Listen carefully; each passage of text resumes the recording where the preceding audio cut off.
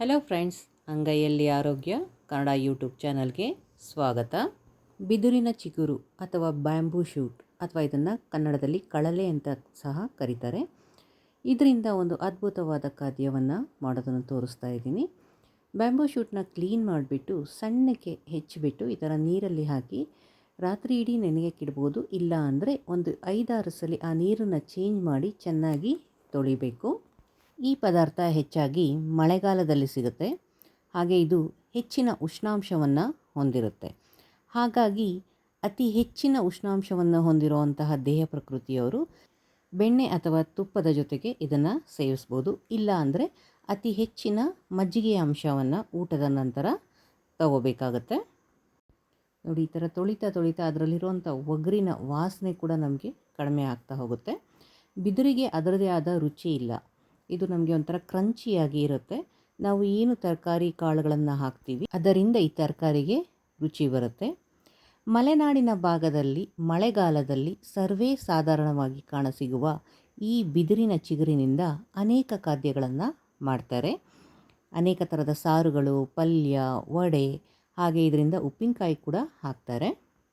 ಹೆಚ್ಚಿನ ಉಷ್ಣಾಂಶವನ್ನು ಹೊಂದಿರೋದ್ರಿಂದ ಈ ತರಕಾರಿ ಉಪ್ಪಿನಕಾಯಿ ಆಗಲಿ ಪ್ರಿಸರ್ವ್ ಮಾಡಿರೋದನ್ನಾಗಲಿ ನಾವು ಮಳೆಗಾಲದಲ್ಲೇ ಬಳಸಬೇಕು. ನೋಡಿ, ಇಲ್ಲಿ ನಾನು ಅರ್ಧದಷ್ಟು ಈ ಕಳಲೆನ ಉಪ್ಪಿನ ನೀರಿನಲ್ಲಿ ಹಾಕಿ ಈ ಥರ ಬಾಟಲ್ನಲ್ಲಿ ಸ್ಟೋರ್ ಮಾಡಿಟ್ಟಿರ್ತೀನಿ.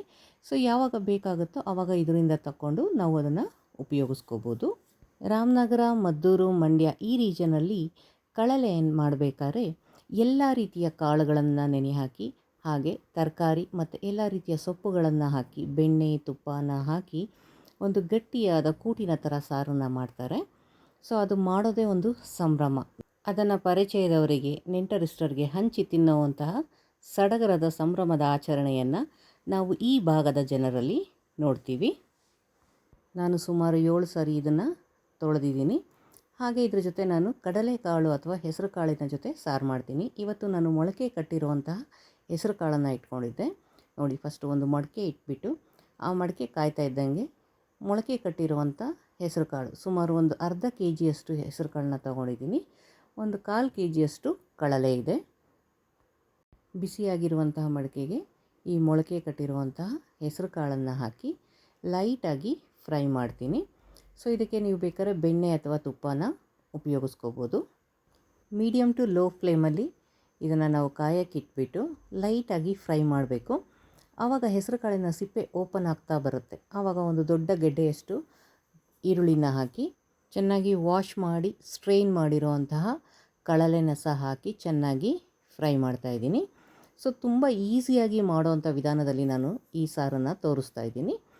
ಮಡಕೆ ಕಾವು ಜಾಸ್ತಿ ಆಗಬಾರ್ದು, ನೀವು ಮೀಡಿಯಮ್ ಫ್ಲೇಮಲ್ಲೇ ಉರಿತಾ ಇರಬೇಕು. ಯಾವಾಗ ಕಾಳಿನ ಸಿಪ್ಪೆ ಎಲ್ಲ ಬಿಟ್ಟು ಇದು ಚೆನ್ನಾಗಿ ಫ್ರೈ ಆಗಿ ಆನಿಯನ್ದು ರಾ ವಾಸನೆ ಹೋಗುತ್ತೋ ಆವಾಗ ಒಂದು ಗ್ಲಾಸಷ್ಟು ನೀರನ್ನು ಹಾಕಿ ಚೆನ್ನಾಗಿ ಕುದಿಯೋಕ್ಕಿಡಬೇಕು. ಕುದೀತಾ ಇರಬೇಕಾದ್ರೆ ನಿಮ್ಮ ಸಾರಿನ ರುಚಿಗೆ ತಕ್ಕಷ್ಟು ಉಪ್ಪು ಹಾಗೆ ಅರಿಶಿಣ, ಖಾರದ ಪುಡಿನ ಆ್ಯಡ್ ಮಾಡಬೇಕು. ಕಳಲೆ ಹೀಟ್ ಆಗಿರೋದ್ರಿಂದ ನಾನು ಇಲ್ಲಿ ಮೊಳಕೆ ಬರೆಸಿರೋ ಹೆಸರು ಕಾಳನ್ನು ಹಾಕಿ ಅದನ್ನು ಬ್ಯಾಲೆನ್ಸ್ ಮಾಡ್ತಾಯಿದ್ದೀನಿ. ಕುದಿ ಬಂದಮೇಲೆ ಲಿಡ್ಡನ್ನು ಕ್ಲೋಸ್ ಮಾಡಿ ಒಂದು 5 ಮಿನಿಟ್ಸ್ ಕುದ್ದರೆ ಅದು ಚೆನ್ನಾಗಿ ಬೇಯ್ತಾ ಇರುತ್ತೆ. ಆ ಹಂತದಲ್ಲಿ ಸ್ವಲ್ಪ ಕರಿಬೇವು ಹಾಗೆ ಮಾವಿನ ಓಟೆಗಳನ್ನು ಮೇಲೆ ಸ್ವಲ್ಪ ತಿರುಳನ್ನು ಉಳಿಸ್ಕೊಂಡಿದ್ದೀನಿ. ಚಿತ್ರಾನ್ನ ಮಾಡಿ ಎತ್ತಿಟ್ಟಿದ್ದಂಥ ಹೋಳುಗಳನ್ನು ಇದಕ್ಕೆ ಹಾಕ್ತಾಯಿದ್ದೀನಿ.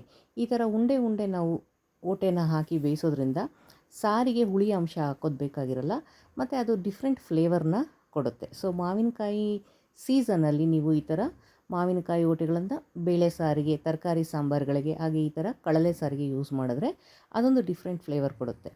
ಸೊ ಮಸಾಲೆಗೆ ಒಣಮೆಣಸಿನಕಾಯಿ, ಇದು ಖಾರ ಇಲ್ಲ ಹಾಗಾಗಿ 4 ಒಣಮೆಣಸಿನಕಾಯಿ ಹಾಗೂ 1/4 ಇಂಚಷ್ಟು ಶುಂಠಿ, ಒಂದು ಅರ್ಧ ಗೆಡ್ಡೆ ಬೆಳ್ಳುಳ್ಳಿ, ಒಂದು ಅರ್ಧ ಗೆಡ್ಡೆ ಈರುಳ್ಳಿ, ಸ್ವಲ್ಪ ಕೊತ್ತಂಬರಿ ಸೊಪ್ಪು, ಒಂದು 1/4 ಕಪ್ಪು ಅಥವಾ ಒಂದು ಅರ್ಧ ಹೋಳಷ್ಟು ತೆಂಗಿನಕಾಯಿ ತುರಿ, ಅರ್ಧ ಸ್ಪೂನಷ್ಟು ಕಾಳು ಮೆಣಸನ್ನು ಹಾಕಿ ಚೆನ್ನಾಗಿ ಪೇಸ್ಟ್ ಮಾಡ್ಕೋಬೇಕು.